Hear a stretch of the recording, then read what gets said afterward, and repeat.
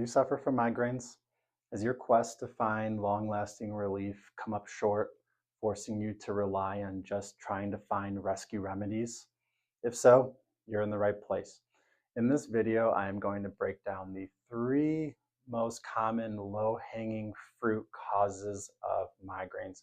One you've probably heard of before, but didn't know why it was so important. And two that you probably have not heard of before. And by the end, you're going to have a better understanding of the triggers of your migraines and how to treat them yourself.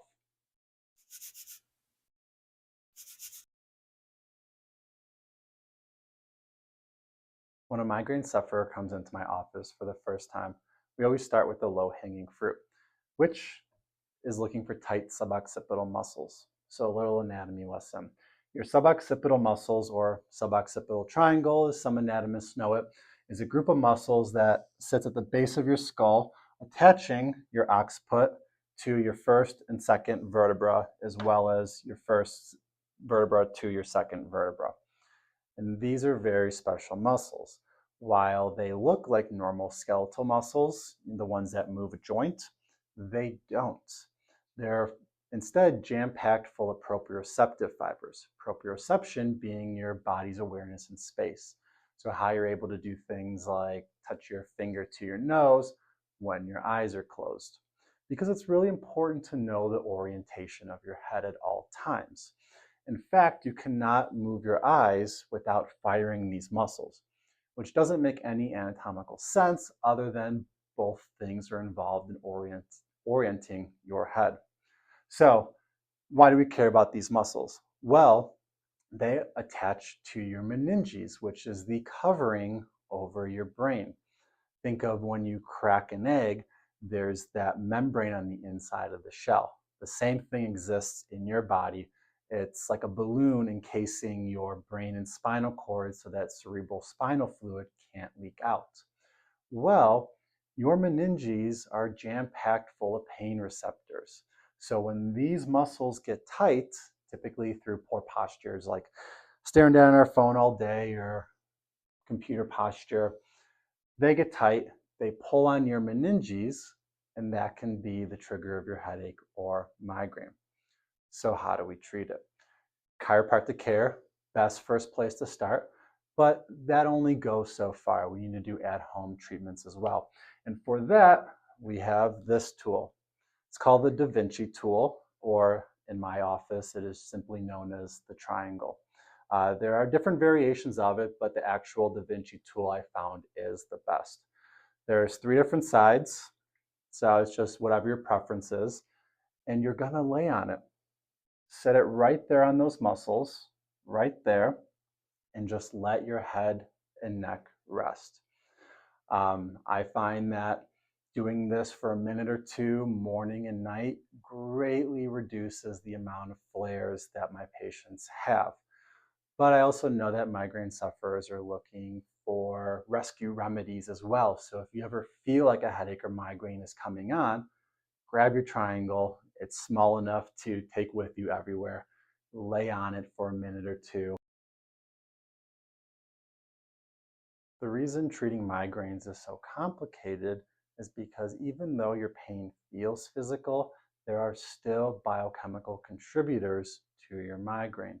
In this case, dehydration. And I know what you're thinking. Yes, I did go to school for 4 years just to tell people to drink more water.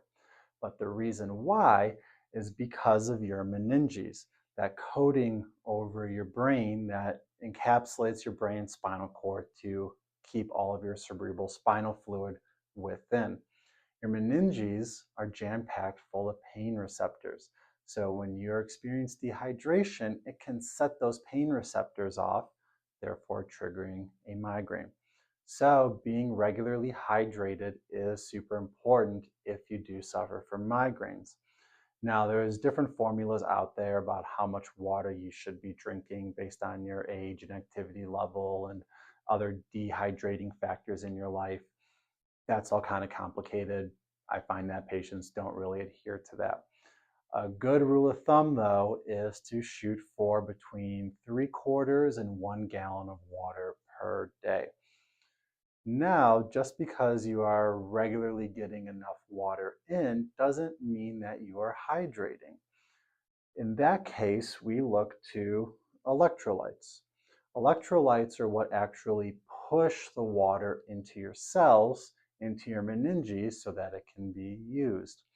A lot of different electrolyte brands out there, but also a lot of really bad ones as well. Ones that contain sugar, artificial sweeteners, food dyes, things that can trigger a migraine in their own like.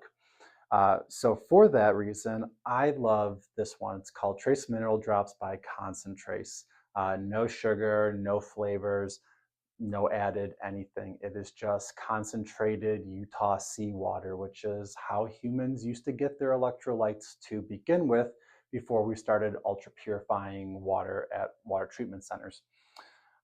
So a couple drops of this in every glass or bottle of water you drink per day will make a really big difference. If you go with this brand, I just want to warn you, it doesn't taste good on its own. It is super concentrated. So when you first start, honestly, just 1, 2, 3 drops in your glass or bottle of water, then build up your tolerance. Otherwise, it's going to be way too salty. You're going to hate it. You're not going to want to use it. So even if you follow the directions on the back, they can still be a little too strong. So start off really light and put it in every glass or bottle of water that you drink throughout the day. In my opinion, migraine is the ultimate chronic pain condition. And that's because it's so elusive. Literally anything can cause it. So when I get a sufferer in my office, after we've addressed tight suboccipital muscles, after we've nailed down adequate hydration with electrolytes, then I look to the emotions. Now, this isn't some woo woo naturopathic stuff. This is very well documented in the medical literature how repressed emotions specifically can contribute to various chronic pain conditions. So, bluntly, first thing I ask patients is, what emotions are you repressing? And they normally don't have a good answer for that because that question came well out of left field. No doctors asked them that before. But after we do some mind body counseling and really sit on it, there is always something that comes up because as humans, we are really good about repressing emotions. We don't like dealing with uncomfortable things. We like to just ignore it, hope that it goes away, stuff it deep down. But it doesn't go away. It sits in your subconscious and it festers. And your brain doesn't want it there, but your brain can't tell you that. It doesn't speak English in the way we're talking to each other. Instead, your brain creates signs and symptoms. However, the signs and symptoms are very vague. They're not specific to the root cause of your issue. So when you experience migraine and other chronic pain conditions, you start chasing symptoms, thinking that's the problem, when in reality, your brain's just trying to get you to deal with your emotions because what you don't deal with will deal with you. And when words fail to describe how you're feeling, your subconscious gathers all of that information and returns it as pain because pain is the ultimate symptom. It's designed to be unignorable. So just because your pain feels physical doesn't always mean it's coming from a physical standpoint. Chronic pain is physical, it's biochemical, and it's emotional. And the biggest contributor to the emotional standpoint is repressed emotions. And that's why we also always offer mind body counseling for our chronic pain sufferers. So there you have it. Those are the three most common low-hanging fruit causes of migraine that I see in my office every day. Hopefully now you understand why mastering each of those three is so important, and this will bring you one step closer to finding lasting relief from your migraine.